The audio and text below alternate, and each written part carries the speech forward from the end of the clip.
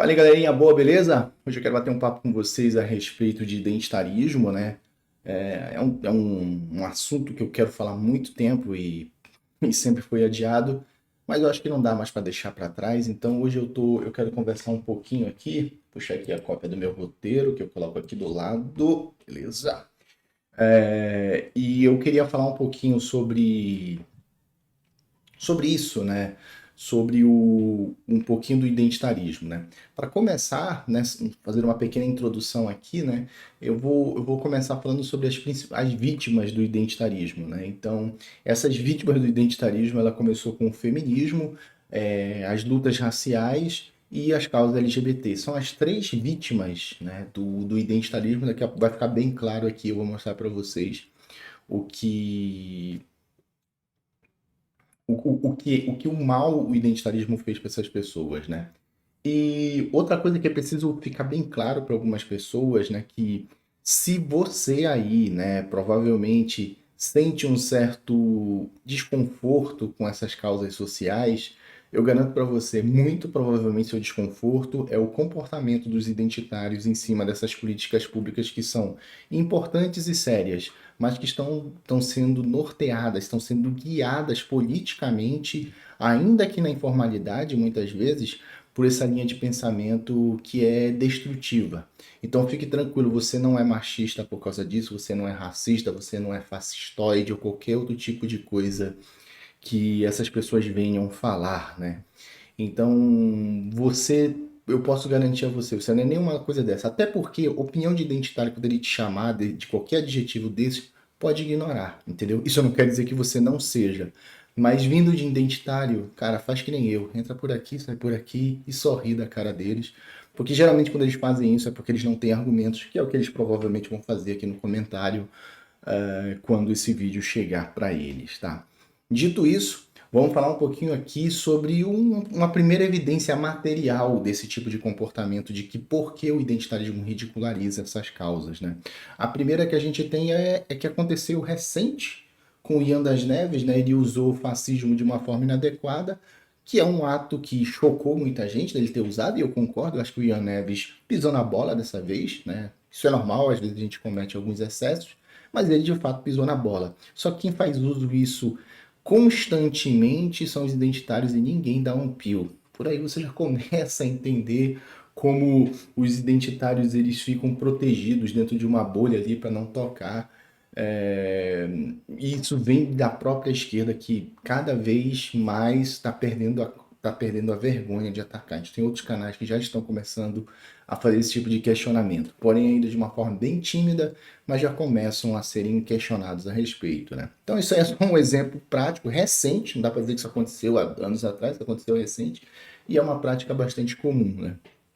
Ah, um caso já um pouquinho mais grave, aí a gente vai levantar um pouco, vamos aprofundar um pouquinho, não muita coisa, mas vamos aprofundar um pouco. A gente pode falar do caso da Bueno, do que ela está tratando sobre partitude, né? Sobre as pessoas pardas dentro dos movimentos negros, né? Então, assim, você percebe, ela deixa muito claro que eles são utilizados como massa de manobra, né? Mas que na prática eles são simplesmente excluídos na hora de colher os frutos, né? É mais ou menos uma frase assim, é como se uma pessoa preta desses movimentos sociais, ele ficasse dizendo assim, é a minha vitória, mas é a nossa luta, né? E essa nossa luta é simplesmente para usar os pardos para inflar, já que eles sabem que em percentuais eles são bem menores, e se os pardos abandonarem eles, eles ficam um número bem reduzido. Essa é bem verdade. A, Você vê a Bueno falando claramente disso, e não só falando, ela mostra vídeos de pessoas que cometem sincericídio expondo isso. Tudo isso, gente, é por conta do identitarismo. Eles possuem essa ideia para massagear o ego, colocar eles no topo em detrimento dos outros, como um revanchismo, né? É muito comum essa ideia de revanchista, ela é bastante comum dentro do ambiente do identitarismo.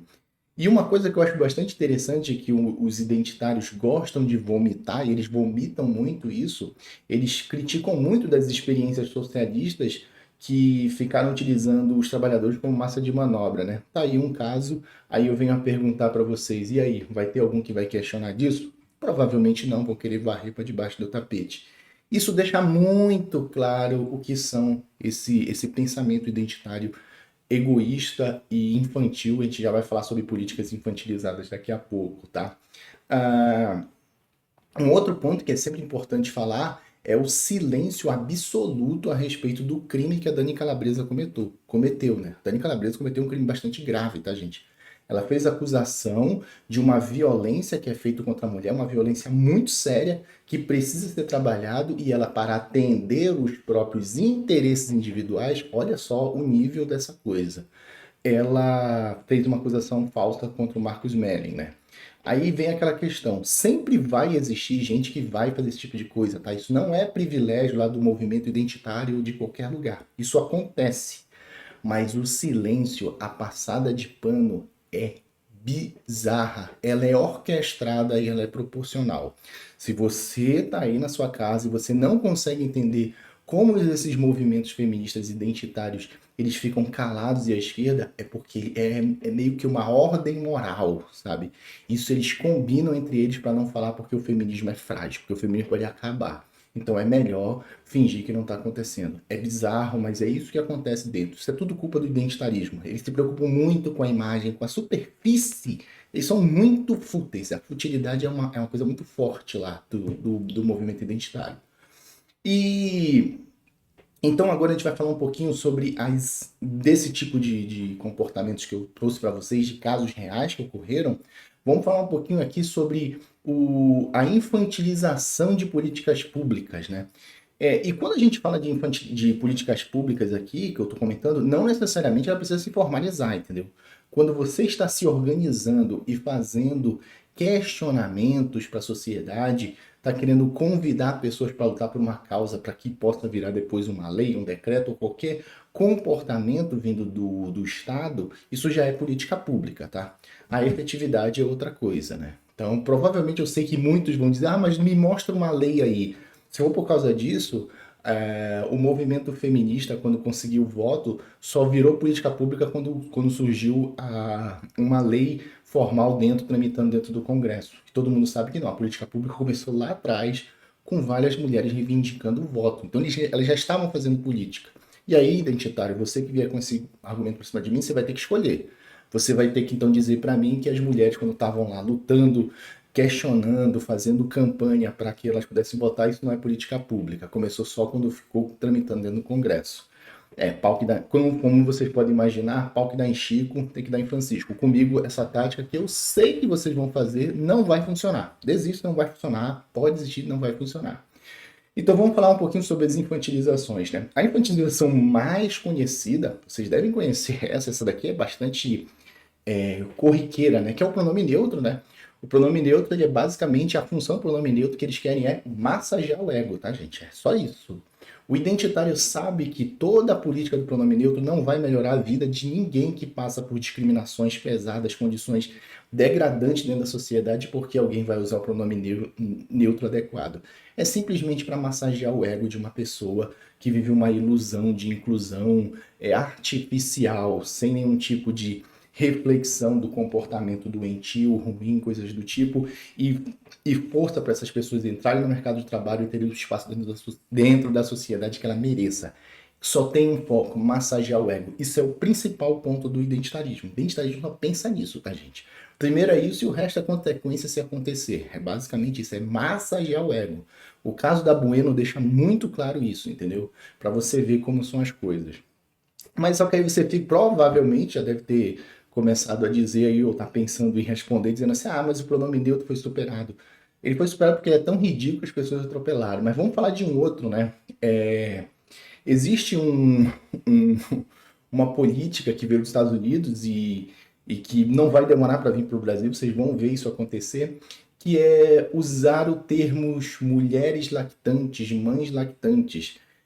Eu deixei aqui, eu vou até ler aqui a desculpa desses especialistas, porque isso é ofensivo. Olha só, ele sugere a exclusão do termo mulher. Muitos ativistas e especialistas argumentam usar exclusivamente mulheres lactantes ou mães lactantes pode inviabilizar. Olha o exagero, olha o terrorismo.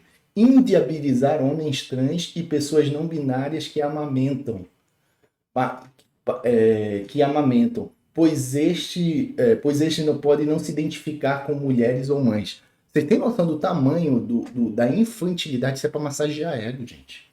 Qualquer pessoa com bom senso, independente de você ser um homem trans, você entende, se você está fazendo uma campanha de vacinação e você colocou um post, olha, mulheres lactantes, por favor, venham se vacinar ou qualquer coisa do tipo.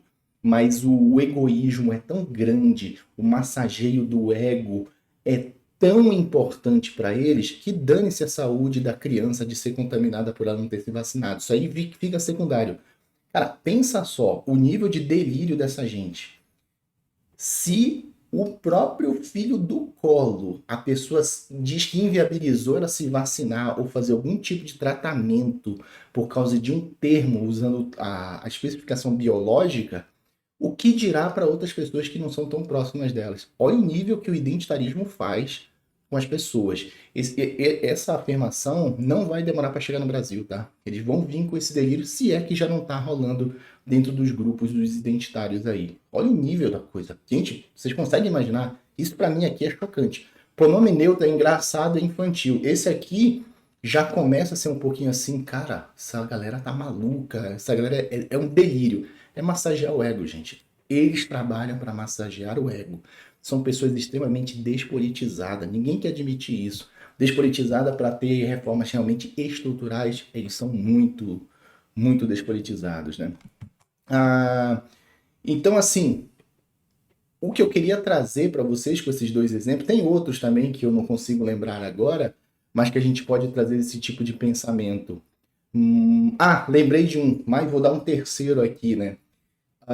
Ele é parecido com esse das mães lactantes, funciona da seguinte maneira. Quando uma polícia científica encontra restos mortais de uma pessoa, dependendo do estado de decomposição, você consegue chegar apenas no fóssil, né? Nos ossos. Vamos supor, tá vários anos ali enterrado e ela está investigando, encontra esses ossos e ela vai tentar identificar quem é, se foi um crime, se foi um acidente, se é alguma pessoa que está sendo procurada porque está desaparecida ou algo do tipo.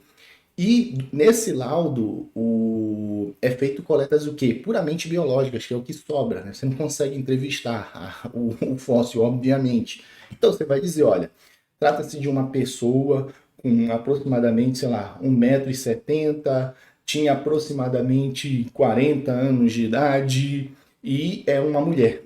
E é uma mulher do ponto de vista, obviamente, biológico, né? A gente não sabe o gênero que essa pessoa, como ela se identificava. Então, nesse laudo, os identitários acham que ele é ofensivo. Cara, é para você ver como essa gente não está preocupada em construir uma sociedade justa, não está querendo mexer na estrutura, é massagear o ego e somente o ego. Isso é tão assim nojento, isso é nojento, desculpa falar, mas a palavra correta para essa linha de pensamento identitária, ela é muito ruim, ela é muito nojenta e ela acompanha essa despolitização da estrutura. Eles se organizam politicamente para esse tipo de coisa, para esse tipo de políticas completamente infantilizadas. É isso que eu tinha para falar e chorou nos comentários.